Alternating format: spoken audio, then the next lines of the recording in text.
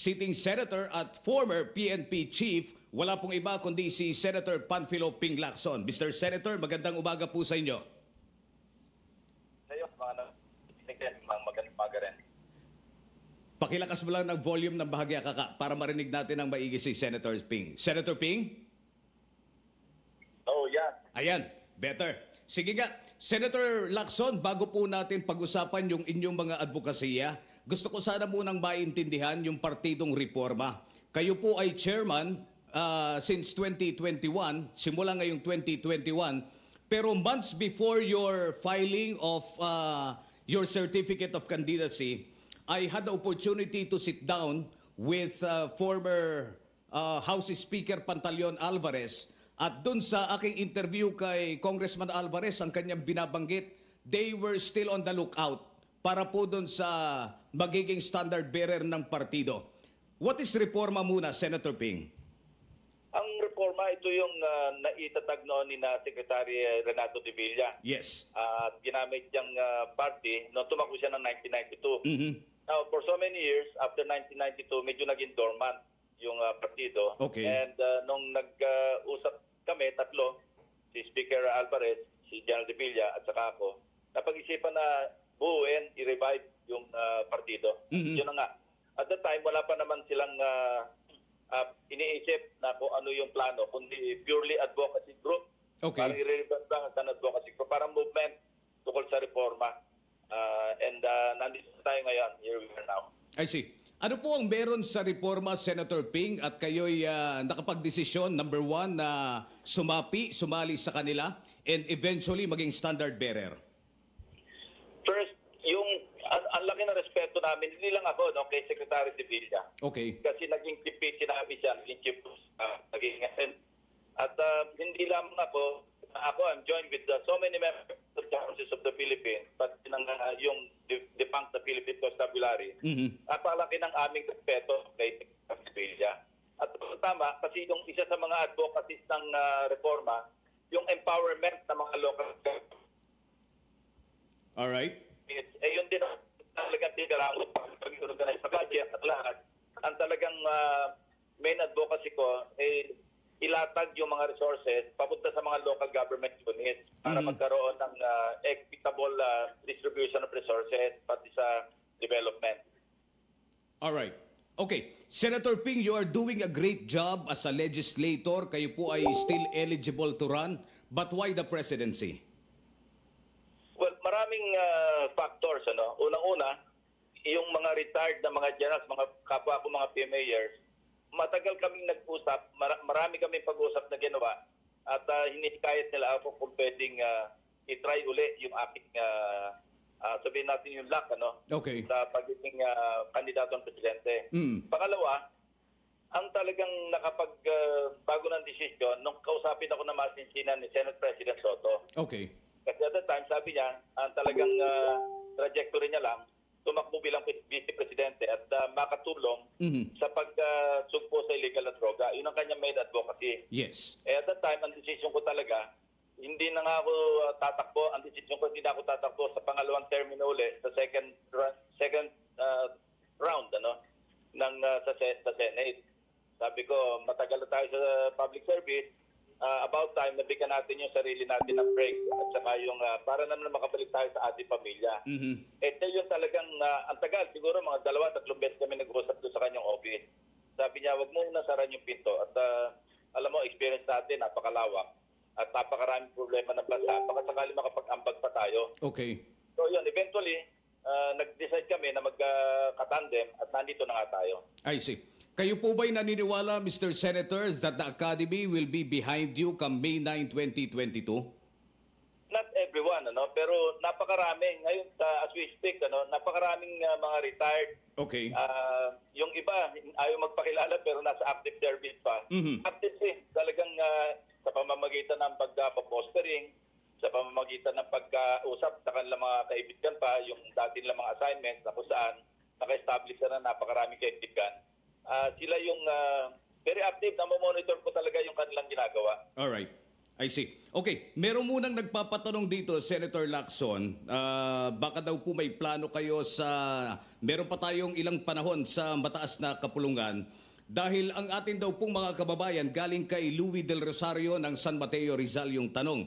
Ang atin daw pong mga kababayan fully vaccinated, gustong umuwi ng probinsya, pero ang bahal ng swab, wala pong pocket money, nawalan ng trabaho.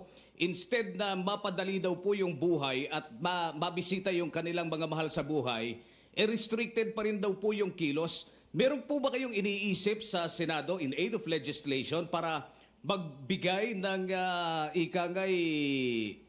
makatutulong sa ating mga kababayan para malagpasan itong problema na ito, Senator? Nandun na. Alam mo, ginawa na ng Senate, ng Kongreso, yung aming tungkulin tungkol dyan. Nagpasa na tayo ng Bayanihan 1, Bayanihan 2, in-extend pa natin. Ang talaga naging problema, yung implementasyon. Okay. Nandun ang pangunahing gap eh. Kasi maski ilang batas ipasa natin, kapag ang implementasyon nagkukulang, talagang magkukulang ang serbisyo sa ating kababayan. Alright. Katunayan, yung ayuda, for example, hanggang ngayon hindi pa kumpleto. Yung sa Bayanihan 2, dahil yung ginagawa dito, 2015, yung yung 4-piece ng DSWD. Alam mo, yung 2015, maraming may trabaho noon, natawalan na trabaho ngayon. Okay. Dahil sa pandemic. At yung iba naman noon, walang trabaho noon, nagkatrabaho na. So nagkagulo-gulo yung implementation. Katunayan, yung mga public utility vehicles, drivers pala, hindi vehicles. Yung public utility vehicle drivers, sila yung talagang tinamaan ng uso kasi wala na mamasada, hindi sila makalabas. Yung 5.58 billion na nilagak namin para sa ayuda sa mga super, hindi lamang ng jeepney, bus, taxi, lahat. Yung COA mismo nagsabi na there was a time, I think that was ang nag-distribute pa lang 1% ng 5.58 billion. Natural, talagang iiyak yung mga kababayan natin kasi yung iba nga, di ba, driver na wait sa atin, namamalimot na sa daan kasi hindi nga makapasada. Okay. So yun ang problema talaga, hindi sa legislation, kundi sa implementation. I see. Nagkaroon kami ng mga pagdinig dito. At ang tinatanong natin, bakit ang bagal ng ating pag-procure ng vaccine?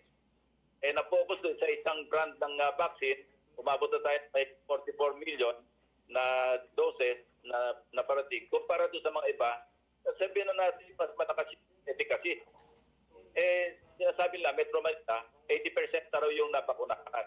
Alright. Pero yung sinasabi natin 80% yun ng herd immunity na 70% at hindi lang, 8% lang yun ng adult population which is about 68.2 million Filipinos.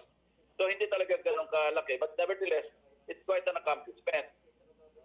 Pero pag lumabas tayo ng Metro Manila, alam mo ba yung vaccination rate kung ilan lang napapakunahan? Nasa 26.6% pa lamang.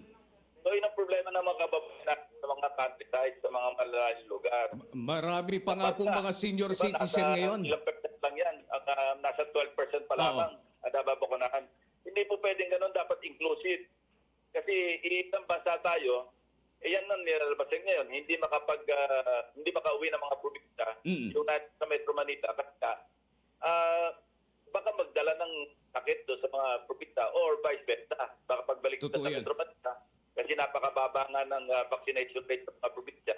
Baka sila naman yung pagbalik o magdala ng COVID sa Metro Manila. Actually, Senator, dun sa datos na aking nakalap, sa lalawigan, napakalayo pa po dun sa target na mabakunahan yung ating mga senior citizen, considering na sila yung unang-una sa plano. Tama yun. Kasi ngayon, iniba na nila yung priority. Dati kasi sa mga priority. Pero dahil nga marami nag-aalinlangan sa bakuna, dahil lang dumarating na brand na bakuna, parang hindi masyadong acceptable. Yung iba nga, nakakausap namin mga local government official, yung constituents nila, nandiyan na yung bakuna, ayaw na pabakuna at naghihintay na yung brand. Okay. So, dapat nag-a-adjust yung ating mga authorities na pag-procure ng bakuna, pag-aralin nila parang this is a continuing study at saka data analysis, di ba? Ang problema kasi, hindi naging data driven yung ating efforts. Kaya tayo napag-ipunan Alam mo ba sa Taiwan at saka New Zealand, pati Australia, especially Taiwan, siguro isang linggo na silang zero case. At pag nagkaroon na isang kaso, nag-scramble na yung cabinet nila nakagad para tugunan bakit nagkaroon ng case. Sa atin, nasa libo pa tayo hanggang ngayon. Alright. Senator Lacson, pag-usapan po muna natin bahagya yung inyong 2004 versus 2022 na presidential run. What went wrong nung 2004? Bakit hindi po kayo nanalo? Kasi noon, alam mo, parang ulit kami. Dalawa lang kami ni Governor Aloy Padilla. Governor ngayon ng Nueva Vizcaya. Siya yung lone senator candidate. At saka yung aming organization, hindi ganun kalawak. Okay. Kami. This time around, nakita sa amin yung chairman ng NUP, si Secretary Puno ng DILG. Tapos sa NPC, nandiyan si chairman na Tito Soto. I'm not saying that the whole party ng NPC sa NUP behind my candidacy, but at least yung kanilang expertise at sa political arena nandiyan. Tapos nandiyan si Speaker Al. Malawak ng organization. Okay. But having said that, ang patuloy din naming pinag-aaralan at gagawa ng adjustment kasi not all about organization, di ba? Okay. Pagka kasi nag-grant topic, ito yung sa natutuhan ko rin, maybe 20% lang yung importance ng organization compared sa messaging, communication na tinatawag. So ngayon, hindi naman kailan na tayo medyo nasa ibaba tayo. So we will continue to adjust and Alright. adapt to this situation. Pinag-aralan nyo rin po ba, Senator, yung inyong chances of winning nung 2004 and chances of winning now? Yes. Siyempre kasama yun sa mga factors na kinukonsider. Alright. Kasi pagka may effort, pag-aaral mo yung kung ano nangyari noong nakaraan at saka kung ano yung nangyayari ngayon at yung mga aspirants, Okay. pag-aaralan lahat yan. I see. Ano pong tsansa ninyo na maupo sa Malacanang after May 9, 2022? Well, between now and February 9, pag-start ng campaign, and especially between now and May 9, yung election day, it's a good 6 months. Exact 6 months in fact, or 6 days. So, tingnan natin kung ano. Kasi sa akin, ang bottom line sa akin, it's all God's will Okay. Kasi pag ninais ng Diyos, mangyayari. Pag hindi naman, at least, it's a good lesson to think about, Parang remit, ika nga. So, ako, nakaready naman ako kung ano yung mangyayari. At, yun, nandun tayo ngayon. Pero, ang sabi namin, Senate President Soto, talagang nung nag-decide kami, tuloy-tuloy ito come what may, encouraging man or encouraging, yung enthusiasm hindi mawawala. I see. Marami kong... sige. Marami kong naiisip na mga challenges para dito sa eleksyon sa 2022, Mr. Senator. Pero dalawang bagay lang yung gusto ko pong malaman at makahingi ng komento sa inyo. Number 1, voters maturity. And number 2, ito pong election in the new normal. Paano po ito? Oo, mabigat na challenge yan. Kasunod pa dyan yung marami mga agam-agam. Baka magkaroon ng, alam mo na, kasi automatic tayo. At narinig na rin natin in the past at yung mga ginawa namin tungkol sa electoral reform na meron din nangyayari paano dayaan, Okay. automated factor. So ito lahat pinag-aaralan ng aming campaign team. Alright. Ito na mga kaibigan, yung mga hot topics na gusto nating makakuha ng information and guidance siguro mula kay Senator Panfilo Lacson. Iisa-isahin ko itong mga hot topics at kung maaari makapagbigay ng one-liner si Senator Ping. Senator Ping, are you ready? Sige, Johnny. Ayan. Number 1, universal healthcare. Kailangan makata tayo sa high cost state. Kasi sa ngayon, nasa low cost pa tayo. 3 states yan low cost, medium cost, at saka high cost. So hanggang ngayon, nandiyan tayo 3 years after its passage. Nasa pa rin, kasi ang low cost na 141 billion. yung medium cost na nasa mga 200 plus, pero nasa 173 billion pa lang tayo ngayon. So kulang yung nilalagak nating pondo. Okay. Hindi naman tayo nagkukulang sa pondo kasi nakita natin ang dami nasasayang. Mm-mm. So kailangan iangat natin kasi pag sinabi natin high cost state, ito yung lahat ng barangay covered. Alright. Tapos wala nang extra cost sa ating mga kababayan, yung mga indirect contributors. Mhm. Nagbabayad ng taxes, kailangan matugunan. Pero wala pa tayo ngayon. Medyo laging behind na yung implementasyon nito. I see. Naiintindihan ko na mabibitin talaga tayo sa one-liner kaya kailangan ng dagdag na information at explanation. Number 2, Senator Ping, job security. Job security, napakarami na wala ng trabaho. Kailangan talaga gumawa ng emergency measures ang gobyerno between now and yung pagka nag-normalize yung situation. Alright. Next, education. Education leaves much to be desired. Yung growth mindset ng ating mga kabataan, pagdating old, 69% ayaw na mag-grow. Mhm. Parang gusto lang nila, dyan na lang sila sa kanalalagyan nila. Kailangan gawa natin ang paraan nito. Alright. Bangsamoro. Bangsamoro, mayroong postponement na eleksyon, pero yung mga black grant na dyan, kailangan talaga bantayan din kasi alam naman natin na malaking pondo nakalagak dyan. Pero pangalagaan natin ang other side of the coin, yung security ng ating bansa. Senator, what are your plans in Mindanao? No, maitanong ko lang dahil parati nating pinoproject na ang Mindanao ay isang mapayapang lugar pero meron tayong mga kaguluhan na nararamdaman, nakikita being a former PNP chief. Kailan po natin pwede talagang wakasan yung gulo sa Mindanao? Sa ngayon, medyo may lala kasi nga dulot ito ng farm. Okay. Kasi di ba yung pangunahing pinagmumulan ng trouble doon, yung MITF. Ngayon, nagkaroon ng peace talks at it's proceeding very well. Although again, medyo delayed na naman yung implementation. Kasi yung maski lang yung pag-surrender ng mga kompata, pag-surrender ng mga baril, napakalaki pa ng kulang. Nasa 12,000 pala yung napoprocess. Malaki yung bahagi ng mga kanilang armed combatant at firearms na dapat surrender. Napakalayo pa. Dapat madalin ito para yung sabihin nating confidence build ensures may sakatupara. Okay. West Philippine Sea. West Philippine Sea, kailangan natin ng balance of power. Hindi natin kaya yung China, napakalakas. Dapat umasa tayo sa ibang malakas na bansa na meron ding pagdating sa West Philippine Sea. Mhm. What is the best approach talaga to handle ito pong issue ng West Philippine Sea, Senator Lacson?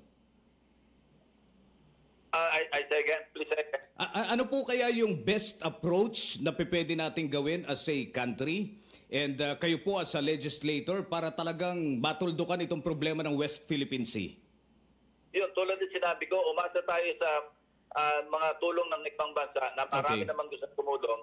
Hindi natin kakayanin na napakalakas ng China at tayo parang kayang-kayang sirigtin. So, Aha. at yung meron tayong sovereign right over those RIP, mga areas doon. So dapat talaga huwag nating isurrender sa ating katiyan. Okay. Political dynasty.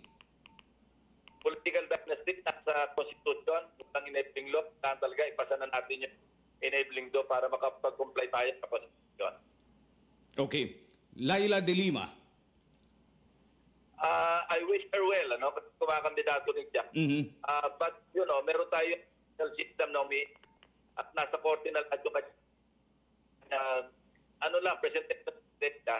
And I hope kung wala talaga siya kinalaban, ma-acquit siya sooner than later. Okay. Ninja Cups. Sorry? Ninja Cups. Ninja Cups. Yun nga, yung approach kasi natin na ba sa paglaban sa illegal na droga, na-focus masyado sa law enforcement. Okay. Kaya yung mga iskalawag, medyo na mayagpag.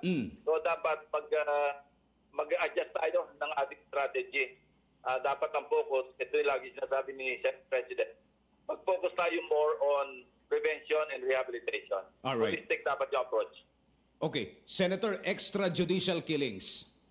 Extrajudicial killing, tama rin yan kasi dumami nung nalargahan yung ating kapulisan para nagkaroon kasi ng parang paramihan ng mga napapatay, nahuhuli, naging sobrang overeater, hindi maganda yung nalabasan. Alright. Kaya nagkaroon ng maraming kaso na ganyan. Yung mga nasaksyan natin sa Angeles, na dinukot ng Cortano, at kung ano-ano pa. Okay. Your views on death penalty on heinous crimes? Ako nagpapail ako lagi ng bill tungkol sa death penalty.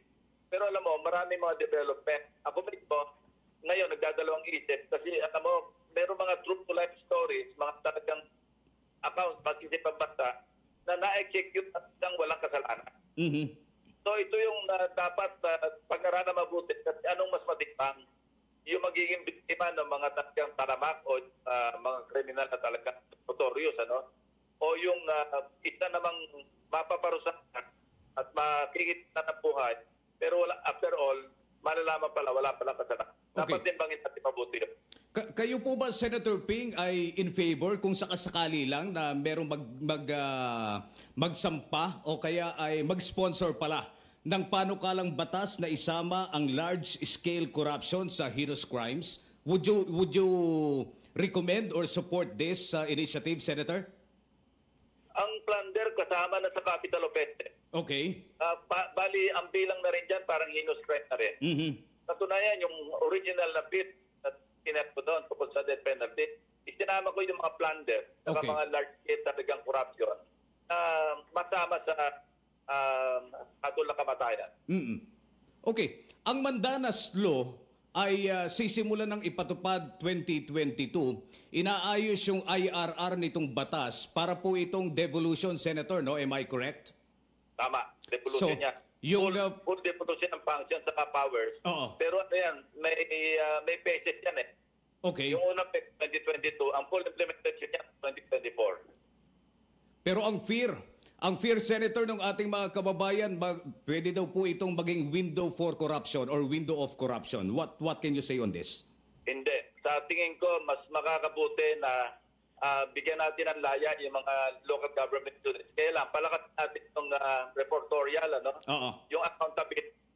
Mas mainam na yung tingnan natin ang isa-isa, yung mga probinsya, mga munisipyo, sa paggamit ng pondo. Bigyan natin sila ng responsibilidad na mag-report kung ano yung kanilang, paano sila nagiging noong pagbababa ng mga proyekto, mga project. But as we speak, tinigaro namin yung 2022 budget, mukhang on paper lang ang compliance solution. Kasi nandun pa rin yung pondo nasa mga national. Bakit ito dapat mabuti. Alright, Senator Panfilo Ping Lacson, I cannot thank you enough dito po sa inyong napakahalagang oras na ibinigay sa palatuntunan. Nasa inyo po ang pagkakataon para kausapin ang taong bayan. Mr. Senator, go ahead please. Maraming salamat sa iyo, Johnny. Unang-una, kumbaga sa ospital, nasa ER tayo ngayon. Talagang emergency room, ika nga.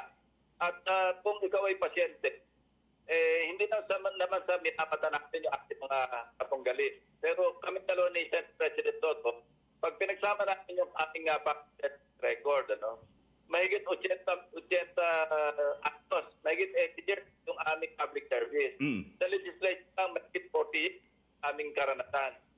Bigyan naman sana kami ng pagkakataon para ma-implement na maayos yung aming mga pinasang mga batas. Yun lamang. Aming ma-offer yung aming kakaya, katapatan at yung katapangan sa pagsagupa sa mga problema na ba. Hindi po kayo aatras sa presidential race, Senator Ping?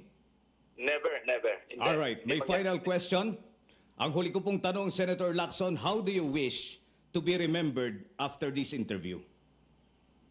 Sana tumaas yung dignidad at yung self-respect ng mga Pilipino.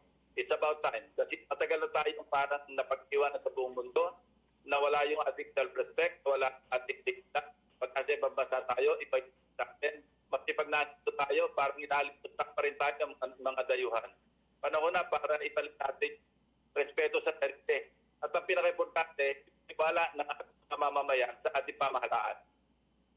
All the best, Senator Ping Lacson, kay Senate President Tito Soto. Pakibanggit po ninyo ang aking pagbati, sir. Salamat po ng marami. Maraming salamat, Johnny. And the pleasure is mine. Maraming salamat. Salamat po mga kaibigan, si Senator Panfilo Ping Lacson.